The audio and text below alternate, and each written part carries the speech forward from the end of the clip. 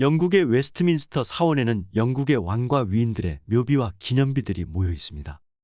스티븐 호킹과 뉴턴의 유해도 이곳에 묻혀 있죠. 이곳에 잠들어 있는 또 다른 위대한 과학자는 바로 찰스 다윈입니다. 다윈은 종의 기원과 진화론으로 유명하지만 사실 처음에는 신학자를 꿈꾸던 젊은 청년이었습니다. 변화의 시작은 배를 타고 세계 일주를 해보겠다는 22살 청년의 낭만에서 시작되었습니다. 1831년 12월 27일 비그로가 영국을 출발해 5년간의 세계 일주를 시작했습니다. 그리고 1835년 9월에는 에콰도르에서 서쪽으로 600마일 떨어진 갈라파고스 제도를 방문합니다. 다윈은 겨우 5주만 여기서 보냈지만 이때 발견한 증거를 바탕으로 종의 기원에 관해 쓰기 시작합니다.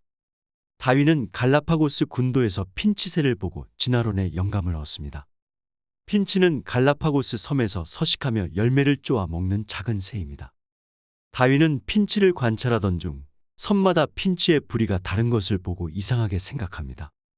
기독교의 창조설대로라면 모든 종은 신에 의해 완벽히 만들어진 존재입니다. 그러니 새들이 조금씩 다른 모습을 보이는 것은 일어날 수 없는 일입니다. 다윈은 여러 섬을 돌며 핀치가 어떤 먹이를 쪼아 먹는지 관찰했습니다. 그리고 핀치 13종의 조상은 같지만 시간이 지나며 열매 크기에 맞춰 부리 크기 또한 달라졌다고 결론을 내립니다. 이러한 과정을 설명하기 위해 만들어진 개념이 바로 자연선택입니다. 이후 항해에서 돌아온 다윈은 토머스 멜서스의 인구의 원리에 관한 에세이라는 책을 읽게 됩니다. 멜서스는 인구가 기하급수적으로 증가하면 식량 공급이 증가율을 따라잡지 못한다고 보았습니다. 해결책으로 기아나 질병, 전쟁 등을 통해 출산을 제한해야 한다고 주장했죠. 지금 보면 끔찍한 생각이지만 다윈은 곧 이 적자생존의 아이디어가 모든 생물종에 적용될 수 있다는 걸 깨달았습니다. 진화론이 탄생하는 순간이었습니다. 하지만 종의 기원은 사람들에게 받아들여지기까지 오랜 시간이 걸렸습니다. 당시 풍자 만화를 보면 사람들이 진화론에 대해 얼마나 큰 오해를 했었는지 알 수 있습니다. 다윈의 얼굴에 원숭이의 형상을 한 그림입니다. 다윈은 인간의 조상이 원숭이라 말한 적이 없지만 만화에는 인간이 어떻게 원숭이에서 진화했냐고 조롱하려는 의도가 담겨 있습니다. 이런 생각에는 인간은 동물과 본질적으로 다른 고등생물이라고 믿고 싶어하는 심리가 있습니다. 인간만이 스스로에 대해 질문을 던질 수 있고 환경을 바꿀 수 있고 지능이 가장 뛰어나다고 보기 때문이죠. 하지만 사실이 아닙니다. 다른 동물들도 생각을 할 줄 알고 언어와 사회성을 통해 환경을 바꿀 능력이 있습니다. 인간이 조금 더 잘할 수 있을 뿐이죠. 종의 기원이 초판으로 세상에 나온 지 160년이 지났음에도 진화론은 여전히 오해를 받고 있습니다. 학교에서는 진화론에 대해 짧은 설명을 하는 것이 전부입니다. 시험에 중요하지 않기 때문이죠. 그래서 진화론의 핵심 개념을 제대로 알지 못하거나 오해하는 사람들이 많습니다. 종교적 신념에서 진화론을 거부하는 것은 이해가 갑니다. 하지만 대중적으로도 진화론을 과학이 아니라 단순한 이론 중 하나로 취급하는 사람들이 많다는 것은 안타까운 일입니다. 눈으로 관찰하거나 실험할 수 없으니 증명될 수 없다는 논리입니다. 하지만 진화론은 명백한 과학이며 의심할 여지 없는 명백한 사실입니다. 게다가 자연선택의 개념은 약자는 도태되어야 한다는 논리로 이용되어 히틀러의 유대인 학살과 인종청소를 정당화하는 데 이용되었습니다. 백인은 우월하고 흑인과 황인종은 열등하다는 골상학의 근거로 악용되기도 했죠. 다윈은 자신의 이론이 오해받을까봐 22년간 철저히 준비했지만 그럼에도 오해와 악용을 피할 수는 없었습니다. 진화에는 방향성이 없습니다. 강한 자가 살아남는 것이 아니라 살아남는 자가 강한 것이라는 말은 진화론에도 통용됩니다.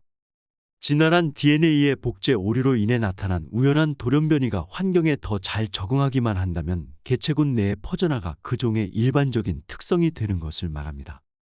자식의 수를 더 퍼뜨릴 수만 있다면 언뜻 불리해 보이는 행동도 얼마든지 가능합니다. 수컷 사마귀는 짝짓기를 할 때 암컷 사마귀에게 먹힘으로써 자신의 유전자를 더 멀리 퍼뜨립니다. 이러한 특성은 열등하거나 고귀한 차원의 문제가 아닙니다. 수컷 사마귀 또한 어떤 목적이나 고민 끝에 내린 결정이 아닙니다. 남편을 먹어 영양분을 보충한 암컷 사마귀는 더 많은 알을 낳을 수 있습니다. 경쟁에서 승리한 돌연변이 유전자는 오랜 시간이 지나 종의 보편적인 행동이 됩니다. 겉으로 보면 수컷 사마귀의 눈물 나는 사랑으로 보이지만 말입니다. 결국 중요한 건 유전자입니다.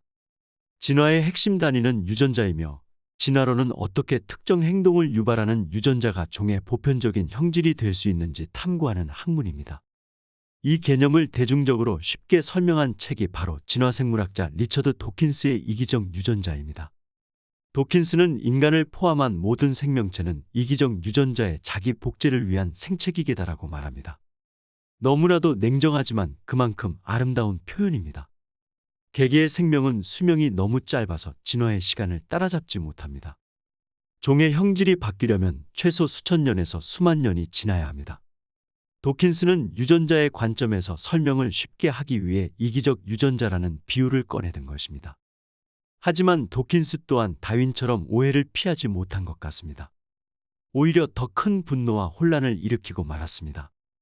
책을 제대로 읽어보지도 않은 채 대중들, 심지어 지식인들까지 도킨스를 비난했습니다. 사람들은 마치 유전자라는 실체가 머릿속에서 우리를 조종하다가 육체가 노화되면 후손에게로 갈아타는 것처럼 이해했습니다. 우리는 그저 생체 로봇에 불과하고요. 그런 관점에서 보면 인간의 고귀함은 땅에 떨어진 듯이 보입니다. 부모의 헌신, 연인에 대한 사랑이 그저 유전자가 시킨 명령에 맹목적으로 따른 결과로 보이니 말입니다. 사실 도킨스가 하려던 말은 정반대였지만 사람들은 이기적 유전자가 인간의 자유의지를 무의미하게 만드는 것으로 받아들였습니다. 물론 책의 내용이 쉽지 않은 탓도 있겠죠. 하지만 책에 숨겨진 의미를 이해한다면 왜 진화론이 그토록 중요하고 아름다운 이론인지 아실 겁니다. 다음 영상에서는 자유의지의 문제, 그리고 사회학자들과 진화론자 간의 본성과 양육 논쟁에 대해 본격적으로 소개해드리려 합니다.